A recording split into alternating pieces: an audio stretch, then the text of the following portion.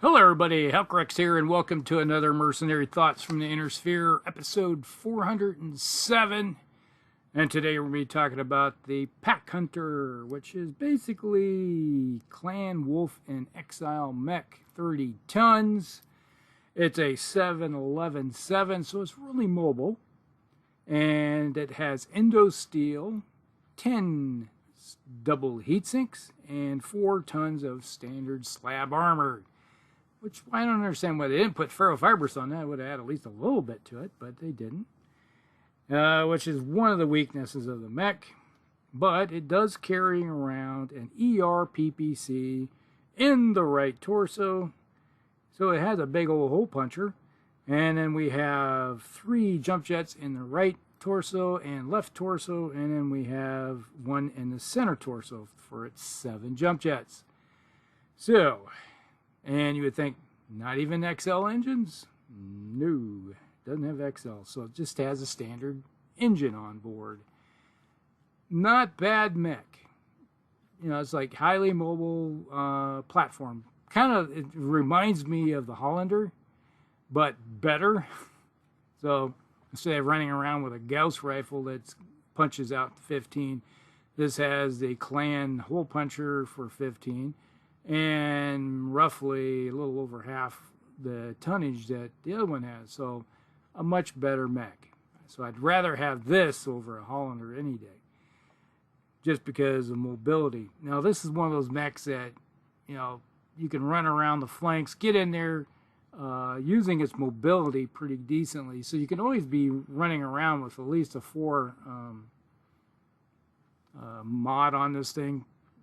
Because if you jump 7 and then go someplace, you're going to have a 7 or 4 mod all the time, which is the one thing that's going to keep this mech alive. Or you can run in a straight line for 10 and get a 4 mod. Now, if you walked, you can get at least, if you're not turning or anything, you can get a 3 mod. But the odds are you're typically going to be trying to get this thing to always have a 4 mod on board, because any light mech like this that is slower and only has a 2 mod or maybe even a 3 mod is going to start looking really attractive to SWAT out of the sky or just take it out any way possible, especially if you have a bunch of mechs that have pulse lasers. Say clan mechs that would have large pulse lasers, they would be, that looks tasty.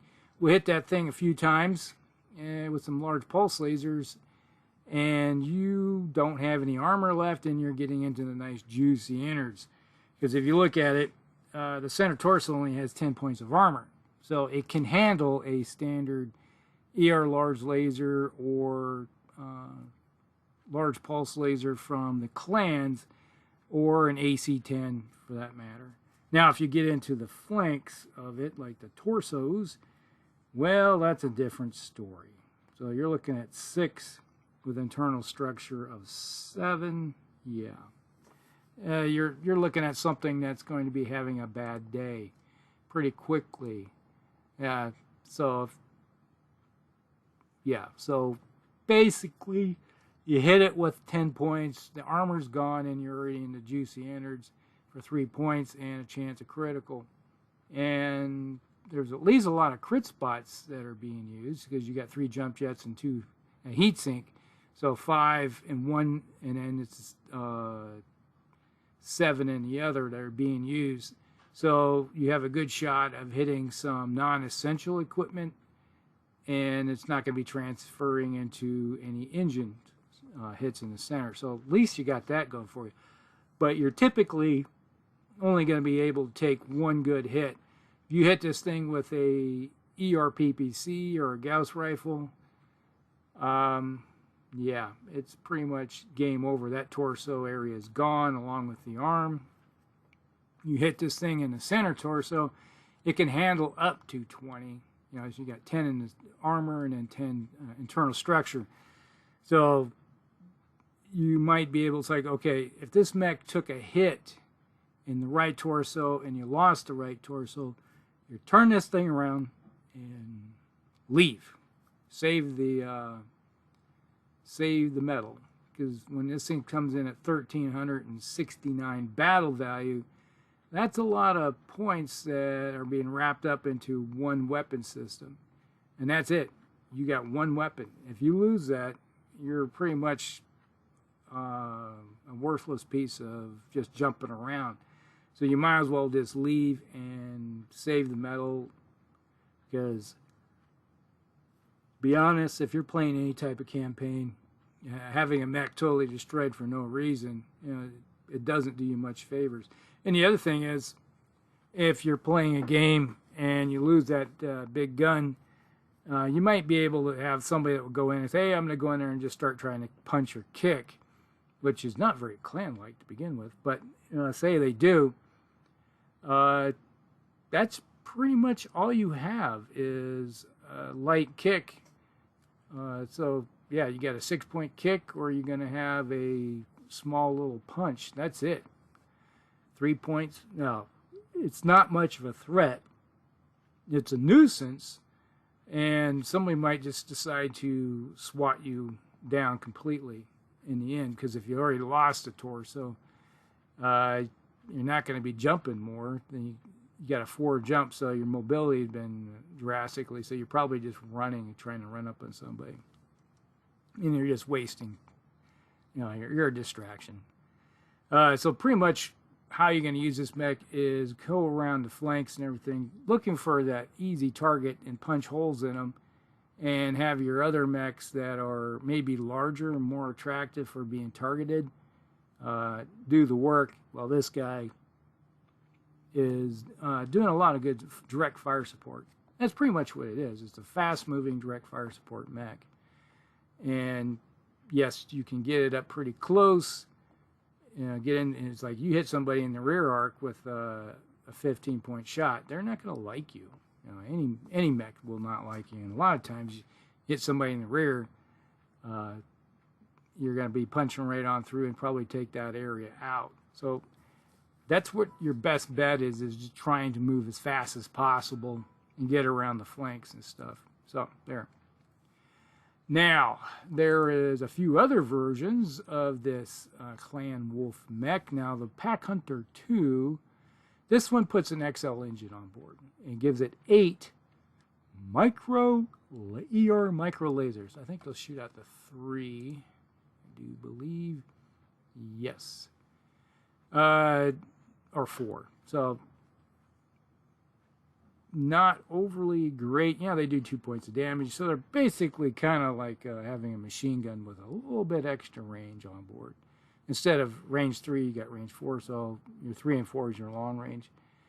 More of a harassment style weapon system that you have to get in really close, and a light mech that's forced to get in real close with these light weapon systems has a tendency to maybe die a little quicker.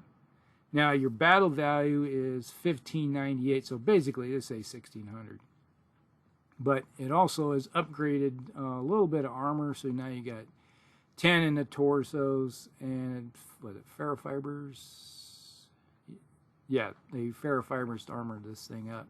So you got a little bit more armor on board to make it a little bit more useful, be able to handle a few more hits. Because now you got armor 10 in the arms versus 6 before. So, yeah. Before we had 8 armor in the legs, now we're up to 14. So, it can handle a few more hits. Those micro lasers might be useful taking out or helping harass battle armor, even though the battle armor is probably going to do more damage to you in the long run. But you can get in fairly close and do some damage to them, and your big gun's going to exterminate at least one of them a turn. So there's that. And pretty much this is once again 7-11-7, so you got something that's moving fairly fast that can get into somebody's flanks or rear, causing issues. That's the biggest thing that with this mech is that you want it to kind of twist your enemy into a circle. So they're always worried about this guy getting into your rear flanks. And there's something psychologically about having somebody shoot in your rear, because you know, even this mech only you're looking at very limited armor in the rear. So it's like the standard version has 2, 3, 2. The Pack Hunter 2 has 4, 5, 4. So any type of hits is going to be punch right on through. So that psychologically, people don't want that weaker armor facing the enemy. But there are times when most of your armor's gone on the front, so hey, you're like, hey, I got more armor on my back now, so I'm going to flip myself around and kind of angle it so they have more back shots, just to try to keep yourself alive, even though your guns are all, in this one, are locked up in your right torso and left torso. So you got 4 micro lasers in the right torso along with the PPC, and the other one has the 4 in the left torso. So there's nothing to shoot directly behind you. So that's one of the weaknesses with this mech, is that you have no capability of shooting directly in your rear arc at all. So you got to look at yourself and keeping your angles going to keep it able to fire most of the time. Then there's the Pack Hunter 3. Let's see, at the right up, this one came out in 3068. Removes half of the micro lasers to put on mask.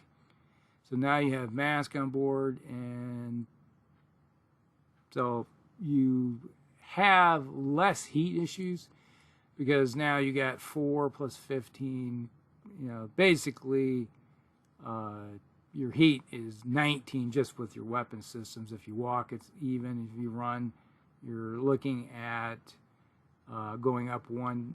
Now if you jump, you know, that if you jump, the maximum is 7 to keep your mods going.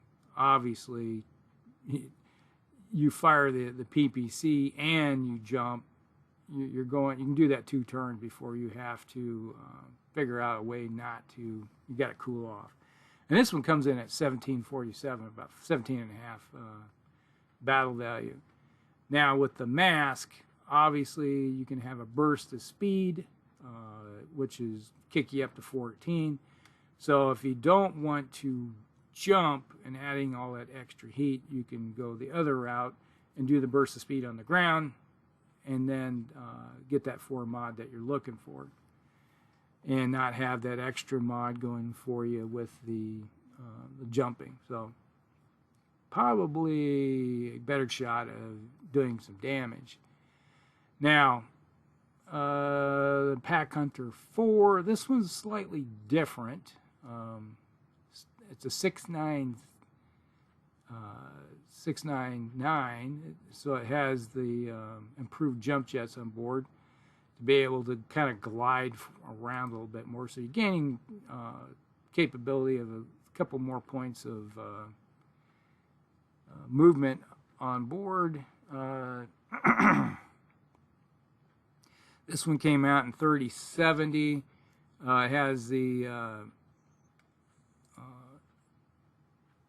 XL engines, so you got the Clan XL engines, so you're going to be mounting the improved jump jets. You got the ferrofibrous armor, you got Indo steel, and this one is carrying a ER large laser, so you drop down from 6 to 4 for your tonnage. Added a targeting computer with this thing, so now you wrapped up 5 tons is wrapped up in weapon system. So you got ER large laser and a targeting computer. So it's kind of making up for the shot.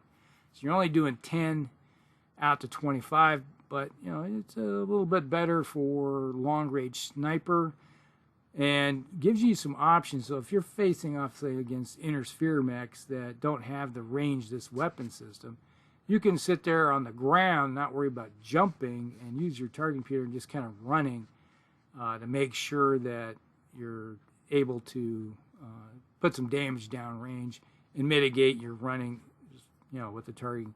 And if you got it like a 3 pilot on board, obviously it's going to be a little more expensive, but it's more of a bargain mech because it comes in at 1,257 battle value. So it's a little less than the previous versions by, was it 500? Yeah, so you might be able to work this in a little bit better into your organization.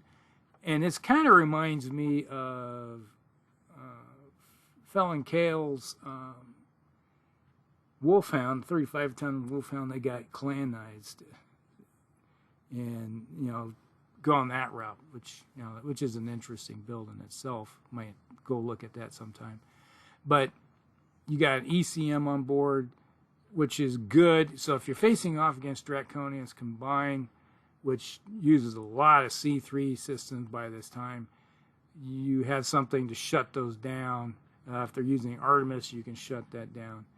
And with the target computer, you're able to hit a little bit better. You put a better pilot in board. So yeah, it's not a bad design, even though it's a little slower. But you can live with that because of the improved jump jets, and you have the capability of getting out of the situation a little bit better. So there's that. So that's that one. Now I don't have a write-up on the Pack Hunter 5, the Wolf Empire version. This one says it uses Intersphere and Clan technology, has a 270 XL engine, so obviously you're looking at that'd be the 6.9. You got standard jump jets, endo steel, has 5.5 tons of Clan ferrofibrous armor, and then you have a Clan ERPPC, and this comes in at 1644 battle value. So interesting, not necessarily one I might be going for, but you're saving a few points, not much when it comes to the battle value per se. So it's a little, I guess it is a little more expensive than the original version, which comes in, so about 300 points more expensive. But the original does have less fancy dancy equipment on board, so that kind of makes a big difference there. So that's it. That's the Pack Hunter in a nutshell. Now, where is it at? I think I still have it. We did have a Pack Hunter that we used. Let's see, it was still a 711-7 XL engines. Targeting computer had an ER large laser, medium pulse laser, and ER medium laser. And let's see, it had max armor. So we did make some changes to one of them in one of our campaign games. And this one came in out at about 1700 battle value. So you had a target computer with an ER large laser, a medium pulse laser, and an ER medium laser. So you could run that one and either fire the pulse lasers and the ER large or ER medium, and kept the mech pretty cool for the most part. And if you didn't fire the ER large, you could run the pulse laser and ER medium laser and jump and still not worry about heat. So it was kind of useful in one of our campaign games that we had way back in the day. So that's it. That's the Pack Hunter in a nutshell. Not a bad mech. Useful for some campaign games. Don't get the thing close. It's bound to get wiped out pretty quickly. So that's it. Hope you guys like it. Like and subscribe, share with friends, and we'll see you in the next one. Elcrex out.